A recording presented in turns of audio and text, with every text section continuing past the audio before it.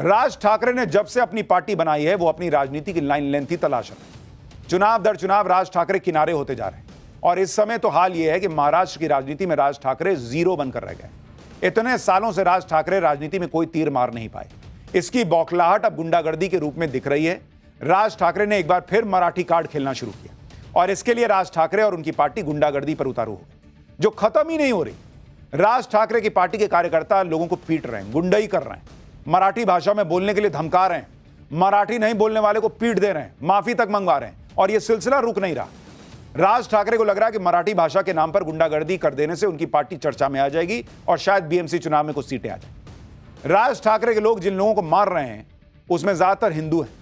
मुंबई और महाराष्ट्र के मुस्लिम इलाकों में राज ठाकरे के कार्यकर्ता जा भी नहीं रहे और यह आरोप मैं नहीं लगा रहा हूं, यह नीतीश राणे जैसे नेता लगा रहे हैं। बीजेपी आरोप लगा रही है कि राज ठाकरे का जोर सिर्फ गरीब हिंदुओं पर चल रहा है।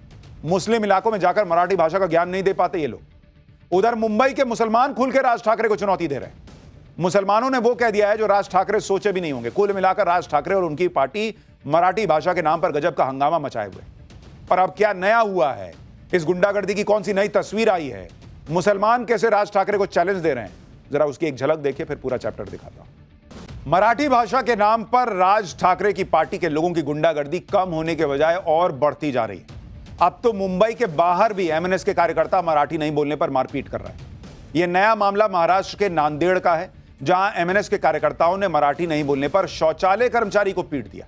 यह तस्वीरें नांदेड़ के बस स्टेशन की हैं, जहां के शौचालय में काम करने वाले व्यक्ति को एमएनएस के कार्यकर्ता पीट रहे हैं। दनादन थप्पड़ बरसा रहे हैं। किसी का डर नहीं, कोई खौफ नहीं। गरीब शौचालय कर्मचारी हाथ जोड़ रहा है, फिर भी पीट रहे हैं। शौचालय कर्मचारी की बुरी तरह से पिटाई करने के बाद एमएनएस वर्कर्स ने उससे माफी भी मंगवाई। महाराष्ट्र नवनिर्माण सेना के लोगों ने शौचालय कर्मचारी से कान पकड़ के माफी मांगने को कहा। वो मराठी नहीं बोल पा रहा था, फिर भी उससे मराठी में माफी मंगवाई। कहा कि मराठी लोगों और राज ठाकरे से माफी मांगो और मराठी सीखने का वादा करो। राज ठाकरे की पार्टी के कार्यकर्ता किस तरह से मराठी भाषा नहीं आने पर गुंडागर्दी कर रहे हैं, उसकी कुछ और तस्वीरें आपको दिखाता हूं, क्योंकि एमएनएस की यह गुंडागर्दी कई दिनों से चल रही। 29 जून का वीडियो देखिए। एक दुकानदार को एमएनएस के कार्यकर्ता मारते हुए दिखे थे। आरोप है कि एमएनएस कार्यकर्ताओं ने गुजराती दुकानदार से मराठी बोलने के लिए कहा। नहीं बोलने पर दुकानदार को थप्पड़ मारने लगे। आम लोगों के साथ एमएनएस कार्यकर्ता सरकारी कर्मचारियों के साथ भी मारपीट कर रहे हैं। एमएनएस कार्यकर्ताओं ने मराठी नहीं बोलने पर मुंबई में स्टेट बैंक ऑफ इंडिया के मैनेजर को पीट दिया था।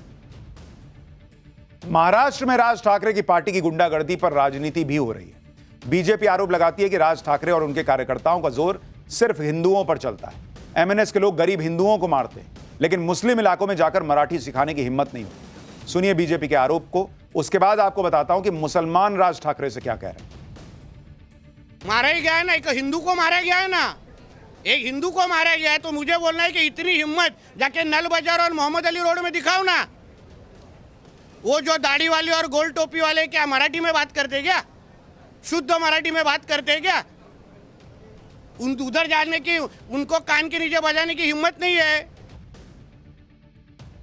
बीजेपी तो आरोप लगा ही रही है। मुंबई के मुस्लिम भी मराठी भाषा विवाद पर राज ठाकरे को चैलेंज दे रहे हैं। मुंबई के मुसलमान खुल के कह रहे हैं कि भाषा के नाम पर गुंडागर्दी ठीक नहीं है। वो हिंदुस्तान में रहते हैं, हिंदी में बात करेंगे। मुसलमानों ने राज ठाकरे को चैलेंज देते हुए कहा कि अगर एमएनएस ने कोई गुंडागर्दी की तो ईंट का जवाब पत्थर से देगा मुसलमान। सुनिए मुंबई के मुसलमान राज ठाकरे से क्या कह रहे हैं। हमको मराठी नहीं आता है, हम हिंदुस्तानी है, हम हिंदी में ही बात करते हैं। पता नहीं भाई, उसका तो नहीं मालूम। अब जो रहेगा वो कहाँ से बोलेगा अभी? यहाँ कोई मनसे का खौफ है? नहीं है, कुछ भी नहीं है। नहीं मराठी बोलेगा हम उसकी पिटाई भी करेंगे। हाँ तो हम भी पिटाई करेंगे ना। खाली फुकट को हाथ उठाएंगे, मारेंगे पंच। कि सबको मराठी बोलनी ही पड़ेगी। नहीं, क्यों बोलनी पड़ेगी? जबरदस्ती थोड़ी है किसी की मराठी बोलने की। फिर क्या है, चूड़ी थोड़ी पहने हम। अच्छा पिटाई कर देंगे? क्या काय कर रहे? चाचा बताए क्या अंजाम होगा? पत्थर से देंगे ईट का जवाब। अगर मनसे वाले यहाँ इस इलाके में आ गए तो? हाँ तो कुछ भी नहीं कर सकते। हाँ वो चैलेंज है हमारा। मुसलमान भाई चैलेंज दे रहे हैं राज ठाकरे की पार्टी को। हिंदुस्तान में रहते हैं, हिंदी बोलेंगे, कुछ नहीं कर पाओगे। दुनिया में एक तरफ एक और युद्ध शुरू हो गया है और आप ये सुनकर हैरान रह जाएंगे कि युद्ध हिंदू मंदिर को लेकर हो रहा है। यह युद्ध भी भारत से 5000 किलोमीटर दूर कंबोडिया और थाईलैंड के बीच हो रहा है। ये दोनों देश एक हिंदू मंदिर को लेकर भिड़ गए। दोनों देशों के बॉर्डर पर बम गोले चल रहे हैं, तोपें गरज रही हैं। कंबोडिया और थाईलैंड आमने सामने का युद्ध लड़ रहे हैं। गोलीबारी और रॉकेट हमलों में 12 से ज्यादा नागरिकों की जान जा चुकी है।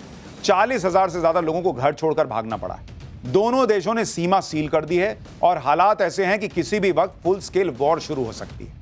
यह सब हो रहा है एक प्राचीन हिंदू मंदिर के लिए, जिस पर नियंत्रण को लेकर थाईलैंड और कंबोडिया एक दूसरे पर बमबारी कर रहे हैं। लेकिन आखिर जिस हिंदू मंदिर को लेकर दोनों लड़ रहे हैं, उसको लेकर विवाद क्या है? उस हिंदू मंदिर में किस भगवान की पूजा होती है? क्यों हिंदू मंदिर के लिए दोनों देश आखिर लड़ रहे हैं? यह सब आज आपको बताऊंगा, लेकिन पहले कंबोडिया थाईलैंड युद्ध का एक ट्रेलर देख लीजिए। थाईलैंड और कंबोडिया के बीच छिड़ी जंग का हिंदू मंदिर से क्या कनेक्शन है, यह आज आपको आगे बताऊंगा।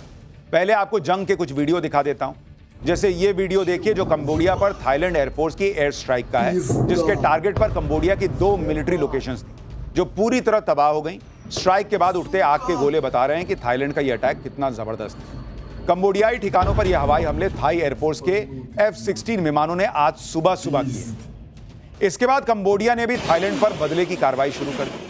ये वीडियो देखिए, इसमें कंबोडिया की आर्मी सड़क पर लॉन्चर खड़ा करके थाईलैंड बॉर्डर पर BM-21 रॉकेट से अटैक कर रही। कंबोडिया ने थाईलैंड पर मल्टीपल रॉकेट अटैक किए। अलग अलग लोकेशन से थाईलैंड पर सैकड़ों रॉकेट्स की स्ट्राइक की। कंबोडिया थाईलैंड बॉर्डर बमबारी की आवाज से गूंज रहा है। कंबोडिया थाईलैंड के बीच वॉर ट्रिगर कैसे हुई, इसकी शुरुआत किसने की, इसको लेकर थाईलैंड और कंबोडिया एक दूसरे पर आरोप है। थाईलैंड का आरोप है कि बुधवार को कंबोडिया ने एक लैंडमाइन विस्फोट किया, जिसमें एक थाई सैनिक की घायल होने की खबर है। थाईलैंड ने कहा कि कंबोडिया की तरफ से ड्रोन अटैक और रॉकेट अटैक में कई लोगों की जान चली गई, जबकि कंबोडिया का आरोप है कि पहले थाई सेना ने कंबोडिया के अंदर कई मंदिरों पर हवाई अटैक किए। कंबोडिया ने कहा कि पहले थाईलैंड ने हवाई हमले के जरिए उसके मिलिट्री ठिकानों को निशाना बनाया। लेकिन सवाल यह कि इतनी बड़ी वजह भी नहीं है कि दो देश आपस में जंग जैसी स्थिति पैदा कर दें, एक दूसरे पर तोप गोले बरसाने शुरू कर दें।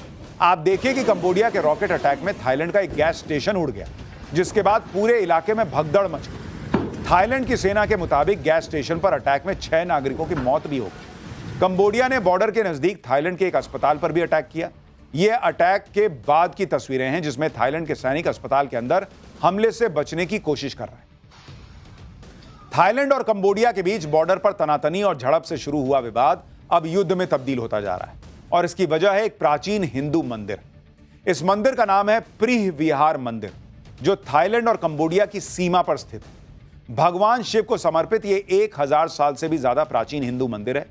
प्रीह विहार एक संस्कृत शब्द है, जिसका मतलब होता है पवित्र धार्मिक उपहार। इतिहासकारों के मुताबिक इस मंदिर को 9वीं से 11वीं सदी के दौरान बनाया गया था। प्रीह विहार मंदिर थाईलैंड और कंबोडिया की सीमा पर डोंगरेक पहाड़ियों की चोटी पर मौजूद है। यह मंदिर खमेर साम्राज्य के समय का है, जिसकी सीमाएं आधुनिक कंबोडिया के अलावा थाईलैंड के कुछ हिस्सों तक फैली थी। शुरुआती समय में यहां पर भगवान शिव की पूजा होती थी, लेकिन बाद में इसे बौद्ध धार्मिक परिसर में बदल दिया गया। यह मंदिर यूनेस्को की सांस्कृतिक धरोहरों की सूची में शामिल है। इस शिव मंदिर को लेकर थाईलैंड और कंबोडिया के बीच पिछले 118 साल से विवाद चल रहा है। यह मंदिर दोनों देशों के बीच जियोपॉलिटिक्स का केंद्र बना हुआ है, क्योंकि दोनों देश इस मंदिर पर अपना अपना दावा ठोकते हैं।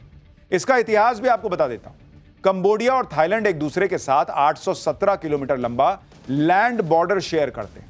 इस लैंड बॉर्डर का मैप साल 1907 में फ्रांस ने बनाया, क्योंकि फ्रांस ने साल 1863 से 1953 तक कंबोडिया पर राज किया था।